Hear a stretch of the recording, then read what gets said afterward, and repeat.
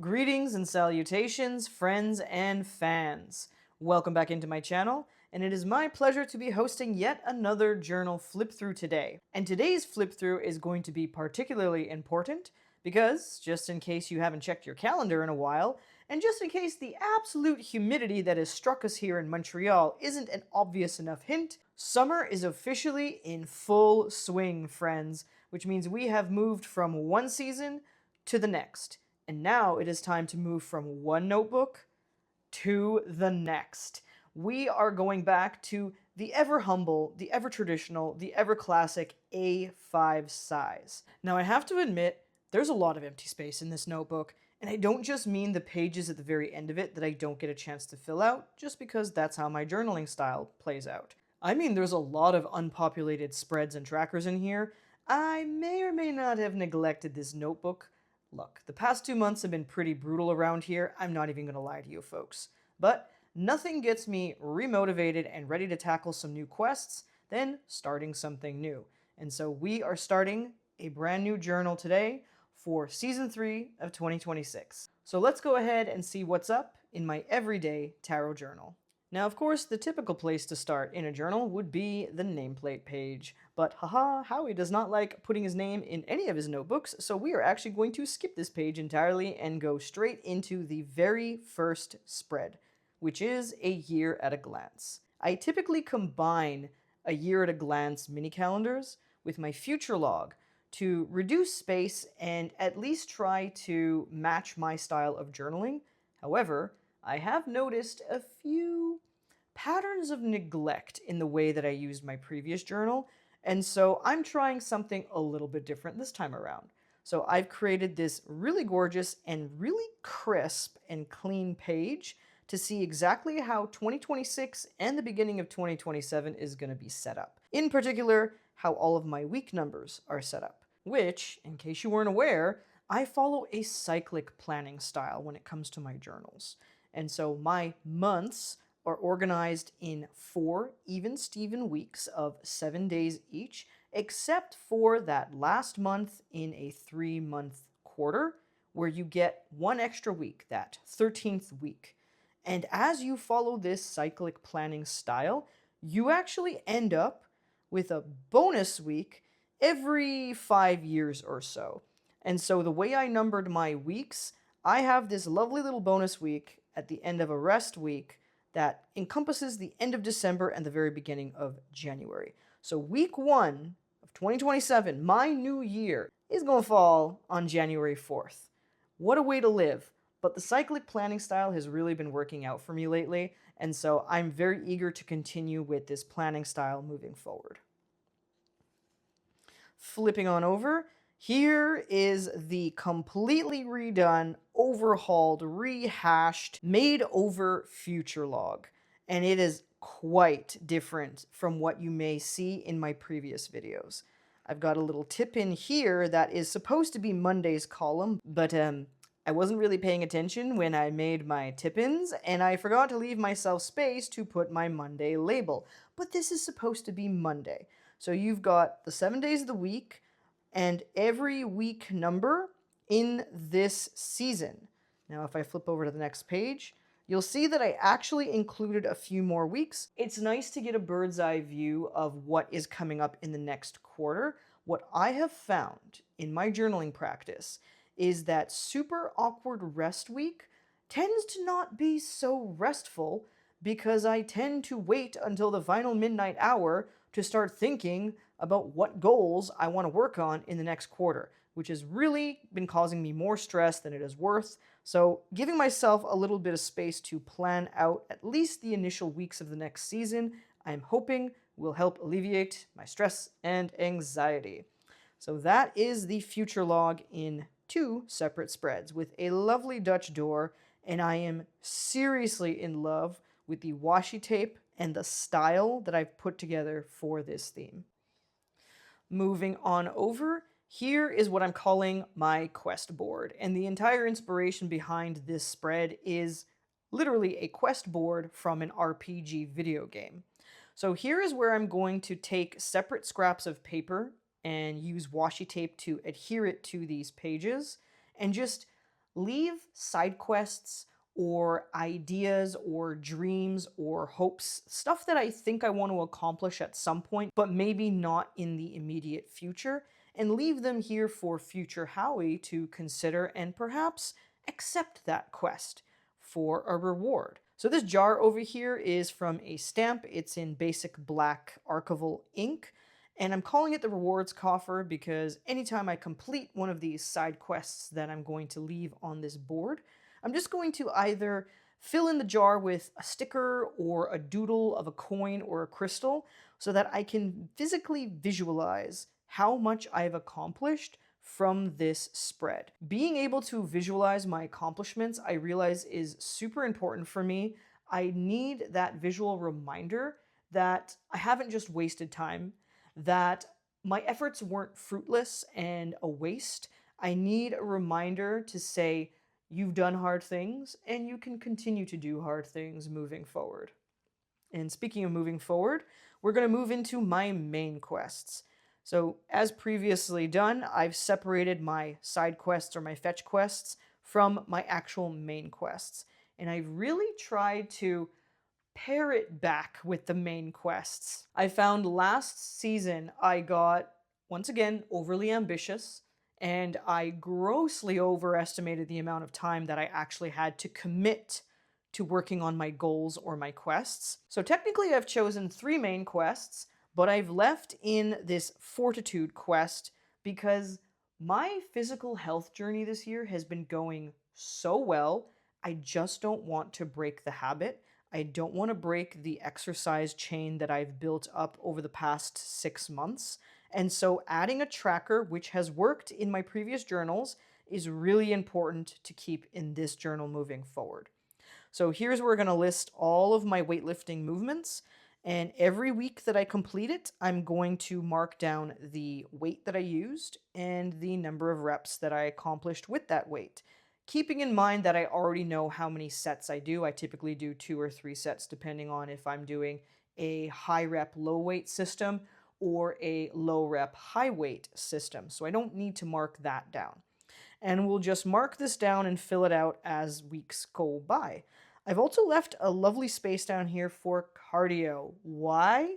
Because it is finally summer and I finally feel the need to be outside. So we're going to be working on biking, jogging, and walking this season. And then here is my little graph tracker for my weight and my waist measurement. Honestly, I don't really follow these measurements too closely, but it's nice to have a little tracker going so you can see your progress. It has to do with that whole visualization thing that I just talked about when I was talking about my quest board. Next up, we have the actual main quests. So I've completely shrunk down my profession sector to focus solely on YouTube videos. Last season, once again, I got very overly ambitious. I had all kinds of creative ideas. I was talking about starting a Substack. I was talking about starting live streaming. I was talking about getting back into writing. It was a lot, y'all. And let's face it, not much of it actually got done. So in order to build up that self-confidence by actually seeing what I've accomplished and checking things off my list, we have shrunk this to just focus on the YouTube channel, which is because of you lovely people. I love doing this.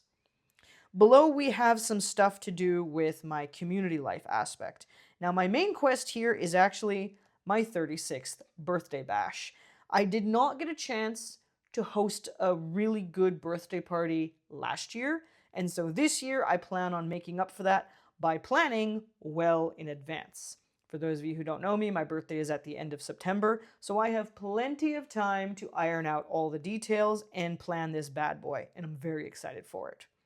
We have a space for the moon parties that I host between me and my local friends, and I left another tracker here for, I don't know, something else. We'll figure out what to do with this at a later date. Moving on over to the right though, this is the big declutter mission. I have had it on my list to declutter my house, top to bottom, floor to ceiling, corner to corner to corner to corner for the longest time, and I never make time for it. Well, this season I am changing that and I'm making time for it. So not only have I doodled a little map of my apartment, I've also included a list to write down anything that I trash or donate or sell at a yard sale, all the big ticket items that I get rid of that I no longer use or that are too broken for me to bother repairing. And here, my little mini calendar for the quarter, this is just to indicate, so again, visualization, very important. I can see how much effort I'm putting into this quest. And the map itself, I do plan on coloring this in as I finally tackle literally all four corners of my apartment. So, for example, when the bedroom is decluttered and organized, and I'm satisfied with the amount of stuff that I have in there, I'm going to color in my entire bedroom. Now, you may find it strange that I don't have dates on the mini calendar here, and that is because, to me anyway, it's not the date that's important. And you're going to see me explain this again later on in this video when we get to the solar log. But keep that in mind. Moving on to my next spread, I call this domestic due diligence. Basically, this is chores. Now, you may feel like this fits under that lodging life aspect, and it probably should go under a main quest header. But this is really the stuff that I want to do on a weekly or bi-weekly basis. And so to me, it's not really a main quest. This isn't a goal. To me, a goal is kind of like a one and done thing that I want to accomplish through a series of actions. Chores? Listen, the chores ain't going away anytime soon. Until I strike it big on the lottery and can afford to pay a cleaner to come do all of this stuff for me, I gotta do it myself, you know what I mean? So this is to just track when was the last time I did certain chores, how often I've done it in a given month. And speaking of when did I last, I'm including that in this journal now because those big ticket cleaning tasks like draining your washing machine or cleaning out your car, getting it shampooed inside and outside, you don't do those on a weekly or even a monthly basis. And fishbowl brain often forgets the last time I did those things. So these are going to be for those much longer term cleaning items that I really need to keep track of so that it doesn't go on without being done for too long. And if we move on over, next up we have the Scholar's Log. This is essentially replacing my creativity trackers from my previous two journals. Now, as I mentioned, the past 2 months have been exceptionally brutal for me. Not only did I hit a slump with journaling, but also my creativity outlets overall. I got really sick at the end of June, and that just put my entire life on hold for an entire week. So a lot of my creativity trackers just did not get filled out, and that made me feel bad. And we don't want to feel bad about ourselves or bad about our journals, but what I did manage to keep up with was reading. And what I noticed is I didn't actually leave myself enough space to write as many notes and thoughts and feelings about the books I was reading as I was hoping to. So I just made this huge spread strictly for any sort of reading content that I consume over the next quarter. Now, this is typically going to be my horror fiction, which I talk about on the channel a lot as well, but I might also mark down any sort of nonfiction or academic texts that I read as well. And similarly to my lodging main quest, I've also left a mini calendar over here with no numbers. Once again, the date that I read and the date that I finish a book does not matter. That's not data I care about. What I care about is how often I'm reading and, let's face it, how many books I can finish in a month, right? So I've left off the actual dates. In comparison to, on my next page, the solar log. Now over here on the left, this is actually just an extension of my scholar's log. So, as you can see, I've given myself 3 whole pages to take notes and write down my feelings about books. Over here though, the solar log, this is about the astrology, specifically the personal astrology as it pertains to my birth chart. As part of a theory that I have based on the significations of the sun in ancient Hellenistic astrology. Basically, I'm setting goals based on where the sun is transiting in my personal birth chart to see if that makes a difference in the ease I experience when accomplishing those goals. And because we're talking about astrology, which is very heavily reliant on dates, now I've added the actual date numbers to my mini calendar. So I'm going to be highlighting solar transits that are important to me in this calendar, and then just writing down short form notes as things transpire. And with that, we are officially done with the start of journal spreads, and now we are into Chapter 7's spreads, which, because I do cyclic planning, runs from June 29th to July 26th, which gives me this lovely, aesthetically pleasing, crisp-lined calendar of 4 even weeks that are 7 days long. This section is going to be called the plot, and you're going to see I have 2 other calendars very similar to this with different purposes. Now, the plot is for all of my events and appointments and long-term tasks that I need to remind myself of. Think of this like your calendar app reminders.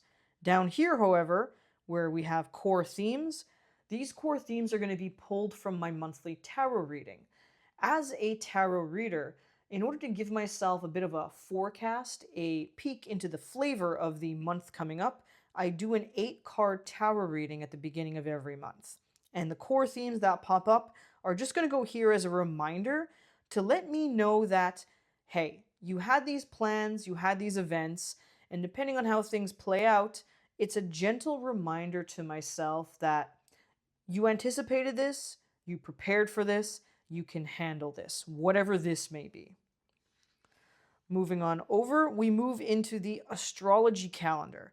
So same, but slightly different. We have our beautiful 4-week-long calendar and a space to write musings. This is essentially just me writing down notes about world events or things that happen around me or even to me that kind of correspond to the astrology.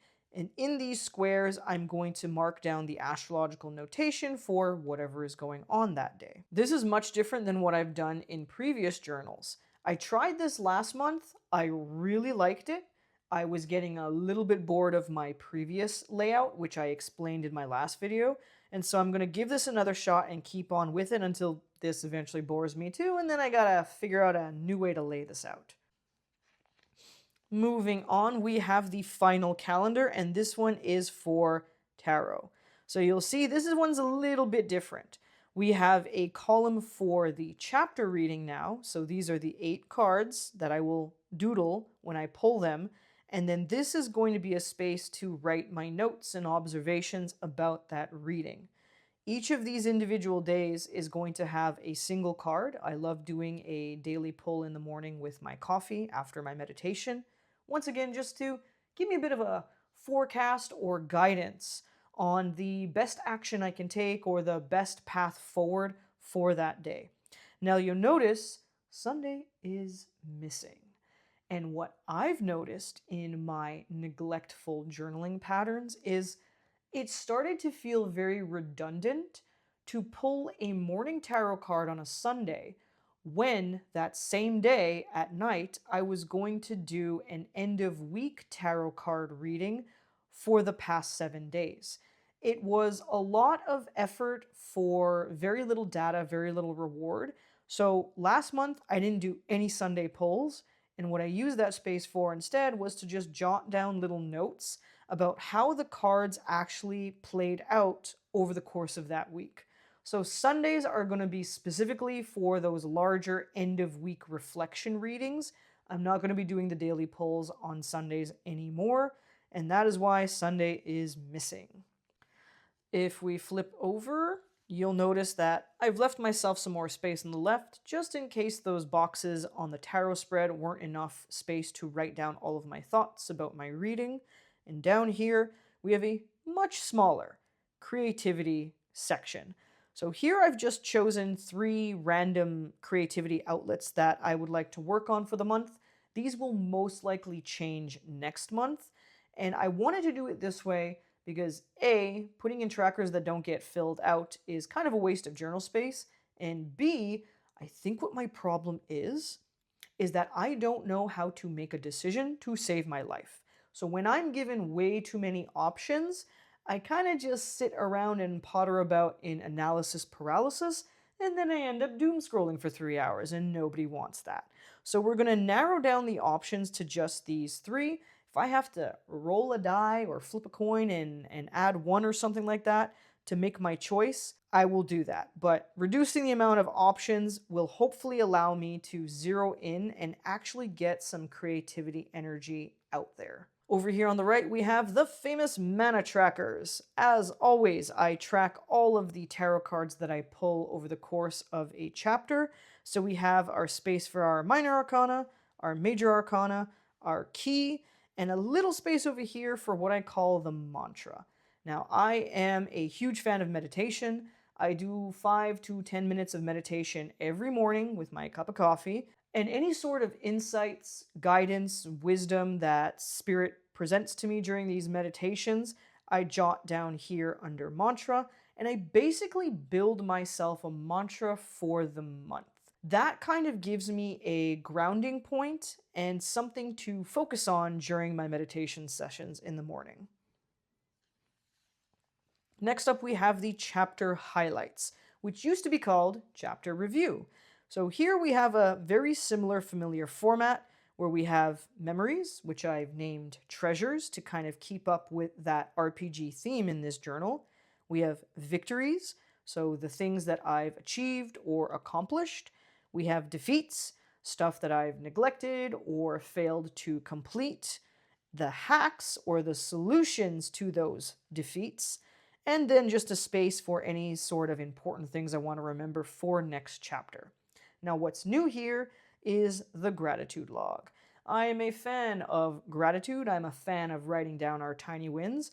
This is essentially replacing those weekly tiny win spaces that I had in my dashboards and just migrating it to one small page at the very start of the chapter. So basically, I'm doing one line a day where I talk about something I'm grateful for or something that has sparked joy.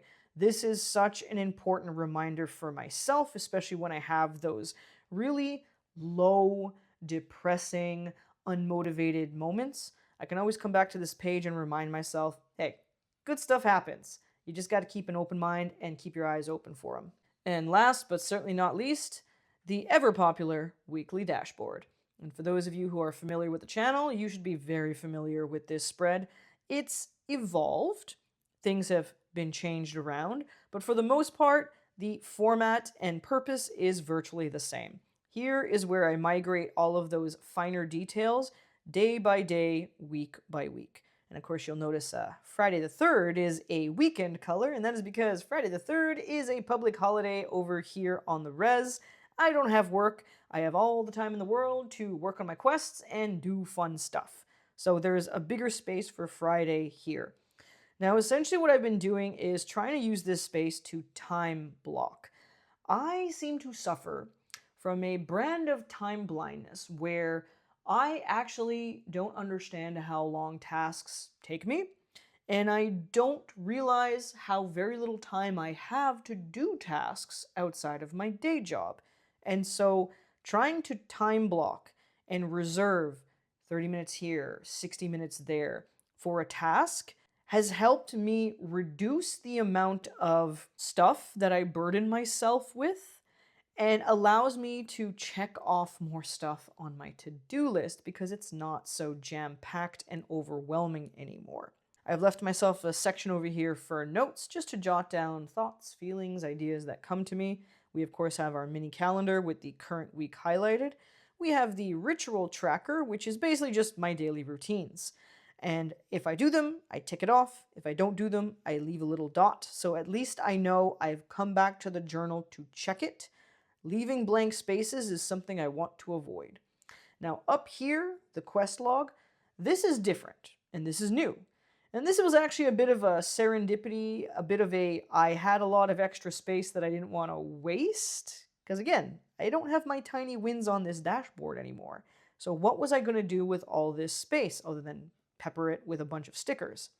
So I think what I'm going to do here is, because I'm using washi tape on my quest board to secure my side quests, they come off the journal pages very easily. So I'm thinking I migrate the side quests I want to work on, stick them here as reminders, and I can tick things off on that sheet of paper. I can make notes on it and just move it around the journal as I go through it, kind of like a Kanban board. We'll see how that goes. This is a huge experiment for me. I have no idea what to expect. I don't know if I'm actually going to follow through with it. I might change this idea entirely by tomorrow. We're going to see. But the whole point of this practice is the experimentation. The idea of keeping it fun, keeping it fresh, keeping it new. Because my brain loves novelty. And that, friends and fans, concludes today's show and tell, all about my brand new Season 3 Everyday Tarot Journal. I hope you enjoyed the inspiration and all of the exposition that I do about this journal. I'm really looking forward to finally diving in and populating all of these spreads. I had a fantastic time putting this together. I was very surprised with the materials that I chose, and I was a little worried that they wouldn't come together as well as they did, but I am just over the moon at how well all of these tapes and markers and stickers work together. So with that said, I sincerely hope you're as excited for the summer season as I am, or whatever season it is where you're at in the world. And I look forward to seeing you all in the next video, because I got a lot to yap about in the months of July and August. It's gonna be a busy month, folks. Thank you all so much for your support on the channel. If you want to continue to support the channel so that I can continue to make content like this for your consumption and enjoyment, please go ahead and hit the like, share, and if you so choose, subscribe button if any of my content resonates with you. And I will catch you all in the next video. As always, I hope you have a fantastic day, an even more fantastic week. Please don't forget to take care of yourselves and each other, especially in times like these. Bye-bye!